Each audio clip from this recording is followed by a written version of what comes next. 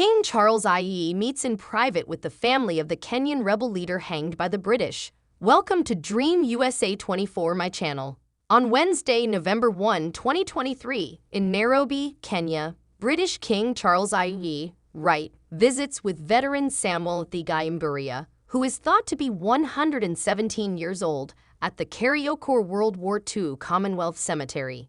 At a war cemetery in Kenya, King Charles II laid a wreath in memory of Kenyans who served alongside the British throughout the two world wars. It happened the day after the monarch of Great Britain conveyed her sincere remorse and sorrow for the bloodshed during the colonial era. He presented 4 military veterans with replacement medals, AP via Victoria Jones/PA, Nairobi. A day after expressing his greatest sorrow and the deepest regret for the atrocities of the colonial era, King Charles IE met in private with the family of the leader of the Kenyan resistance against British colonial control, who was executed on Wednesday.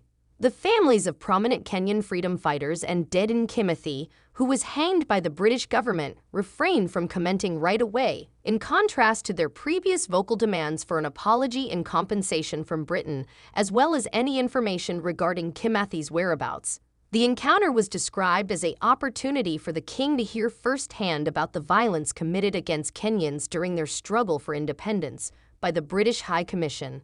The chair of the Mau Mau War Veterans Association was among those present. Many Kenyans are still affected by this problem, and in Nairobi, the country's capital, police broke up a couple dozen protesters who were gathering in front of a memorial honoring Kimathi.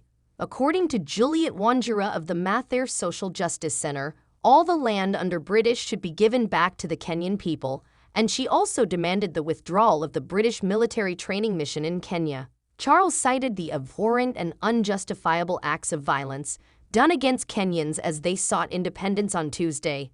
Charles arrived in Kenya with Queen Camilla on Monday for their first state visit as monarchs. As many Kenyans had hoped, he did not, however, expressly apologize for Britain's activities in its former territory.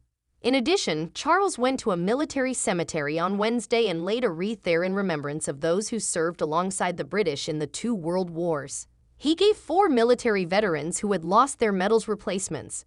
Kipul, Samuel Thigaiimburia, who represents himself as 117, was one of the 4.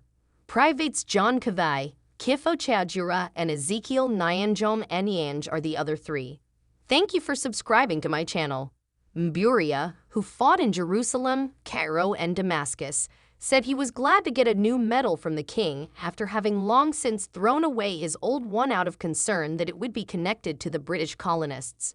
The 101-year-old World War II veteran Kavai claimed his medal served as a joy and pride for him and his entire family, serving as a reminder of his service. Kavai fought in India and Burma.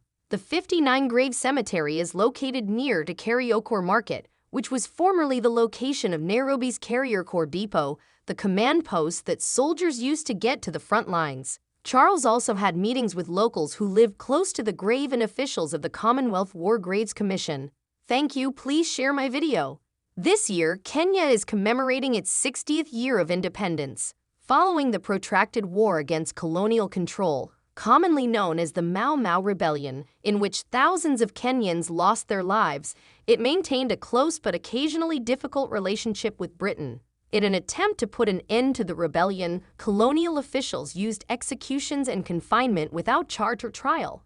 Thousands of Kenyans also claimed that administration officers had beaten and sexually molested them. Authorities erected massive security, including army elite units, ordinary police, and an anti-terror police unit on the roads leading to the military cemetery, which is only a short walk from the major business district. To find out more about the work being done in Kenya by UN Environment and Habitat Programs, the king also paid a visit to the UN office in Nairobi.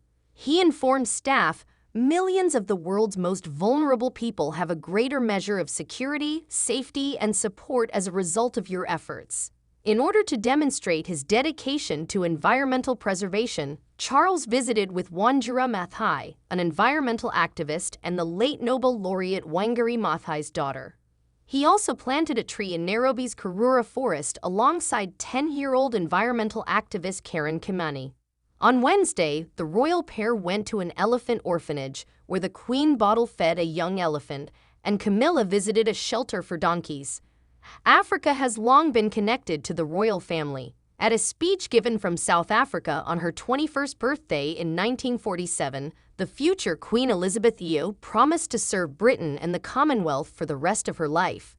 5 years later, while on a trip to Kenya's Aberdare National Park with her husband Prince Philip, she found out that her father had passed away and she had become queen.